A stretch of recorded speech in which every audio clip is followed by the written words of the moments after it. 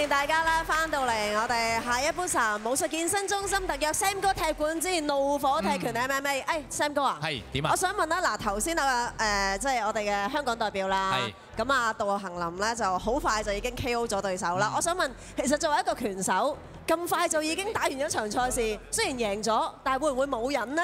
咁我相信都會有啲㗎，因為佢練，即係佢如果係有操練過咧，咁佢係預咗打3個回合㗎嘛，係咪先？咁有時對方咁啊，即係可能真係同你個距離有啲距離嘅話咧，咁咧又頂唔順你一拳兩腳咧，咁啊即係佢係有權同你打嘅。同埋可能咧部署咗一啲戰術，其實未發揮曬出嚟，哎呀就冇得打啦。好啦，馬上進行呢一場比賽，咁呢一場咧，我相信咧就會比較持久啲啊！我相信也都唔係 guarantee 嘅，因為始終擂台上面千變萬化，有好多突發事件。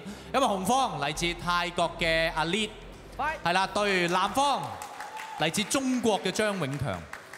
咁啊，65kg 嘅賽事啊，嗱阿 Lit 上次咧都有打我呢個亞洲電視現場直播賽事啊。咁啊，上次嘅表現咧就爭少少，咁今次睇下佢點啦。相信都應該係會有備而戰嘅。咁啊，肯定佢有怒火啊，因為上次咧佢就即係輸咗俾一個韓國嘅拳手啊，啊呢個金真武啊，咁啊輸得都幾慘啊上次。咁今次咧就希望佢有啲怒火啦。咁啊，但係啊呢個張永強咁啊知道人哋對方係泰國嘅高手，都不敢怠慢。其實近年咧，中國咧即係喺拳擊方面嘅發展咧，都相當之快，同埋個水準都提升得幾快嚇。特別因為佢哋都有即係散打嘅基礎啦。咁其實一般嘅搏擊技術咧都唔差嘅。哇！頭先一下 side kick，咁啊好彩阿烈都避過咗啊。嗱，呢個張永強啲拳好重啊。咁啊睇下阿烈咧能唔能夠破到佢拳啊？由於呢場咧就唔打呢個爭嘅，咁咧。所以咧，可能就對佢冇咁有着數。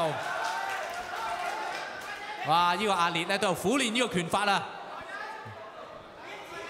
嗱，但係你睇下啲泰國嘅拳手咧，佢又唔係好興，即係每時每刻咧嘅手都咁高嘅，佢哋好有信心嘅，因為佢哋泰國嘅拳手最叻就係一樣咧，就係攞個距離啊。咁啊，總之咧，你係打佢唔到嘅，咁啊，佢要打你咧就好容易嘅。咁啊，睇下阿烈，係啊，睇下阿烈點啊。嗱，相反咧，張永強咧就謹慎好多啦。哇！依下高數中頭，哇！頭先嗰下高腳好靚啊！嗱，如果一般嘅運動員咧，頭先嗰腳咧都已經會真係被 KO 啊！咁啊，好彩張永強個手咧夠高。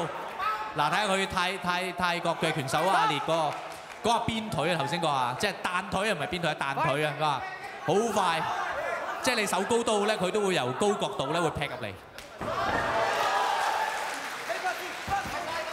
哇！今次阿烈嘅怒火咧，真係唔嘢少啊！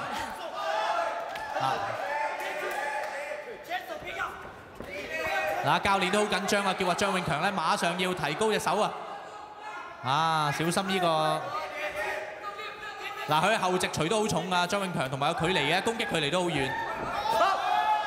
依下咧就係拱低咗啫，就冇乜事嘅。好啦，仲有30秒，睇下張永強能唔能夠捱過啦。台上台下都好緊張啊！而家係啊。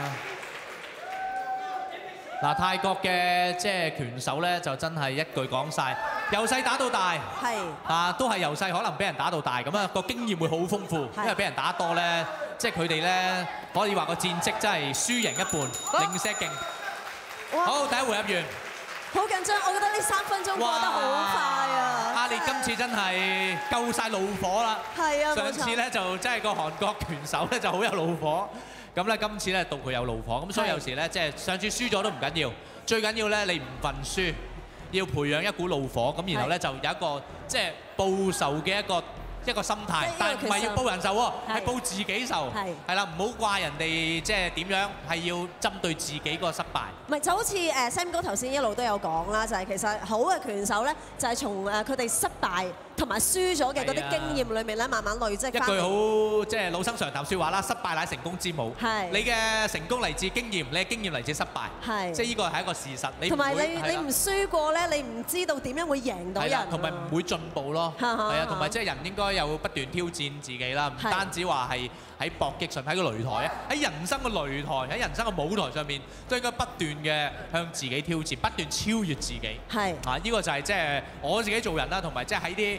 呢種運動裏面體驗到嘅一種好幫到自己一種心態。嗱，其實咧，我哋見到有好多拳手，其實今晚都係啦，咁有好多拳手好年輕嘅。係。咁我想問下 Sam 哥咧，咁如果譬如話我要想喺呢個拳擊方面呢個運動上面去努力嘅話，咁其實喺咩年紀開始訓練會係最好嘅咧？咁啊，當然唔係好似我依把年紀啦，係嘛？但係 Sam 哥頭先都好勁喎，見到你嗰啲踢腳。好，多謝你嘅讚賞先啊！咁啊，當然啦，即係都唔夠擂台上面呢兩位真正職業嘅拳手，即係佢哋而家面對嘅壓力啊，佢哋面對即係佢哋即係諗住要依個回合點打嘅嗰種咁嘅。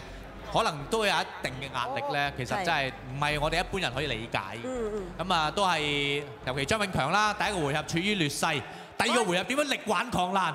咁啊，睇下張永強，南方嘅張永強，大家俾掌聲支持佢好冇？哇！依下好嘢啊，張永強啊，即刻起翻身啊，中咗一下嘅直錘啦。但係同啲太直嘅拳手打埋身就冇着數啊！今次阿烈雖然唔打爭啊，但係似乎咧佢都一啲都唔輸蝕啊！佢嘅拳法啊，佢嘅即係膝撞啊，一啲都唔輸蝕。哇！一下飛膝，哎呀！嗱，呢一場咧，哇！阿烈嗰下有冇慢鏡頭睇翻咧嚇？阿烈嗰下飛膝咧就幫呢一場賽事畫上一個句號啦。好啦，我哋又要哇！呢幾場賽事都好快喎，係咪有啲突如其來咧？可能我哋今晚好快收得工啦，係咪咧？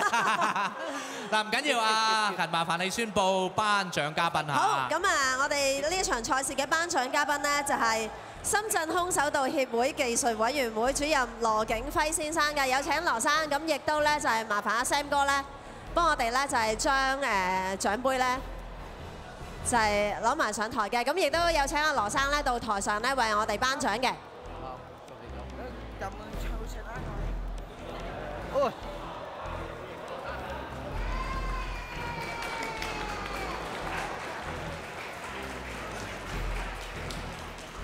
唔該晒。